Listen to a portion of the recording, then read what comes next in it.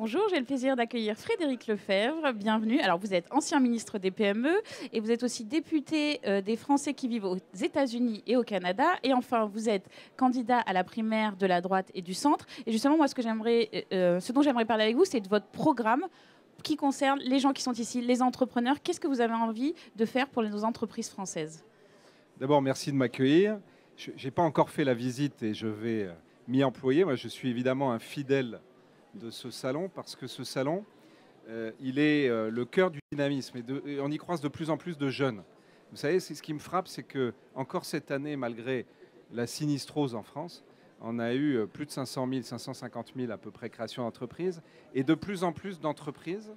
Pas simplement les auto-entrepreneurs, mais des entreprises qui sont en train aujourd'hui d'être dans des logiques notamment mondiales. Et moi, la première chose que je souhaite à mon pays, que je souhaite aux acteurs français, que je souhaite à cette jeunesse, parce que vous l'avez rappelé, je suis le député des Français qui sont aux États-Unis et au Canada, c'est d'abord que la France, enfin, se mette au niveau mondial. C'est-à-dire qu'on sorte d'une logique uniquement hexagonale. On sort d'une logique où même l'Europe fait peur pour essayer de rentrer dans une logique où on a tout pour réussir. On a des savoir-faire exceptionnels, on a des startups. Vous savez, moi je vois arriver, que ce soit à Palo Alto, que ce soit à New York, que ce soit à Austin, avec des écosystèmes un peu particuliers, à Montréal aussi. Aujourd'hui, une jeunesse française qui porte des savoir-faire qui sont reconnus. J'étais au CIS avec Emmanuel Macron, nous y étions il y a quelques semaines, où il y avait une délégation French Tech, 190 entreprises, première délégation mondiale derrière les États-Unis. Et vous me demandiez ce que je veux faire finalement pour ce monde. Moi d'abord, je veux Comment arriver à cet objectif-là? Mais je veux faire avec eux. C'est-à-dire ce que je crois aujourd'hui, on ne comprend pas dans le monde politique, c'est qu'il faut arrêter de construire pour les Français ou de construire sans les Français. Il faut construire avec les Français. Et pour construire avec eux, sur cette question mondiale, par exemple, il faut d'abord essayer de les consulter, de travailler avec eux, de voir ce qui leur manque. Aujourd'hui, il y a un problème majeur, et c'est pour ça qu'il y a une belle initiative. Agnès Bricard me l'a donnée entre les mains tout à l'heure. J'ai vu tout à l'heure Gabriel Gauthier de la Caisse, et ainsi que tous les acteurs. Ce guide du financement de l'entreprise. Je vais vous dire la vérité. Le problème majeur en France, c'est le financement. Le nerf de la guerre. On a parmi les meilleurs dans les ingénieurs. Contrairement à ce qu'on dit, on a des gens qui ont l'agressivité sur le plan commercial. On a une jeunesse qui est mondiale, qui veut attaquer le monde, qui veut partir à la conquête du monde. Mais on a un problème majeur sur le financement. On a 70% du financement en France, c'est les banques.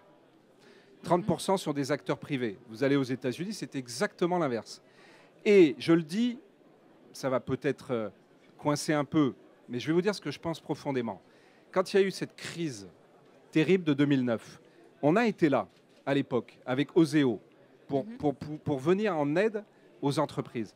Mais finalement, on a fini par créer une logique qui est une logique de nationalisation du financement de l'économie française. Parce qu'avec BPI ensuite, tous les acteurs économiques le savent très bien.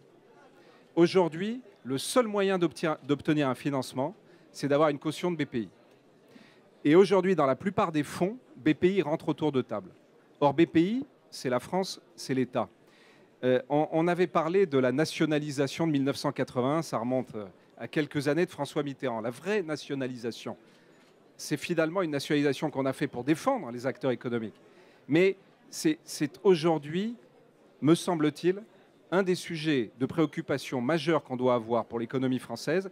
Et il s'agit de faire non pas une rupture, moi j'aime pas ces mots, parce que aujourd'hui, au contraire, on a des acteurs qui construisent. Il faut faire un tournant. Et quand on parle de jeunesse mondiale, je voudrais terminer là, on a une formidable inégalité aujourd'hui qu'il faut réparer, que moi je veux réparer dans ce pays.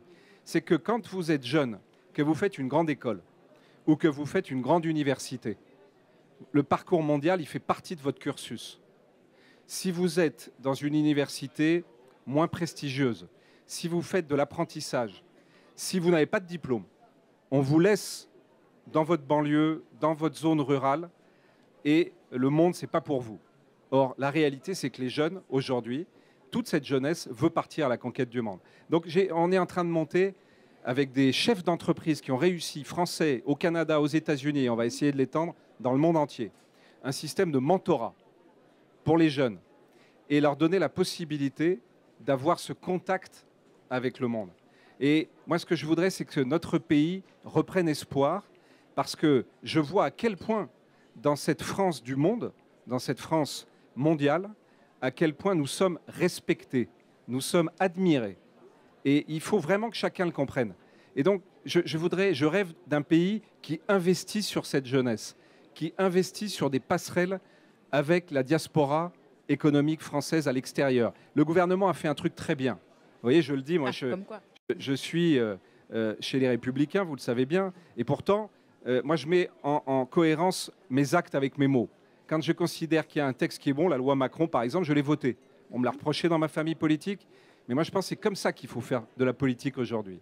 Quand on considère que c'est bon pour la France, il faut le voter. Eh bien, le gouvernement a fait un truc très bien, la French Tech. J'ai dit tout à l'heure, au CIS, bon, j'ai lancé une grande consultation de la France du monde. Il y a eu 16 000 visites. On a eu 550 propositions de Français dans le monde entier qui sont acteurs économiques, qui sont des start-up, qui sont des citoyens.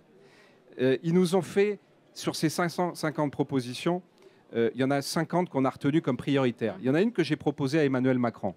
C'est qu'on fasse une French Tech overseas, c'est-à-dire tous ces acteurs français qui sont partout dans le monde, qu'on les ressoude et qu'on crée la passerelle avec les Français qui sont ici.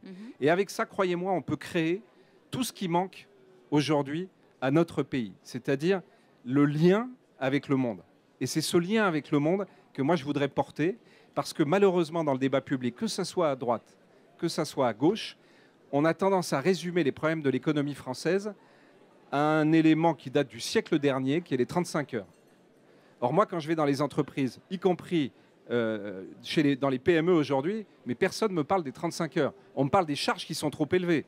On me parle de la réglementation qui est du maquis de réglementation. Mais les 35 heures, tout le monde s'en fiche.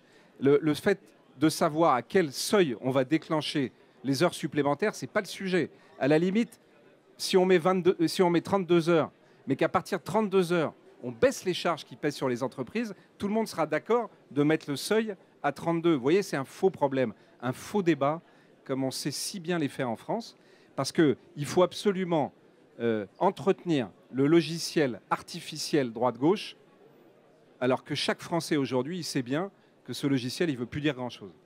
Très bien. Frédéric Lefebvre, merci beaucoup. Merci à vous.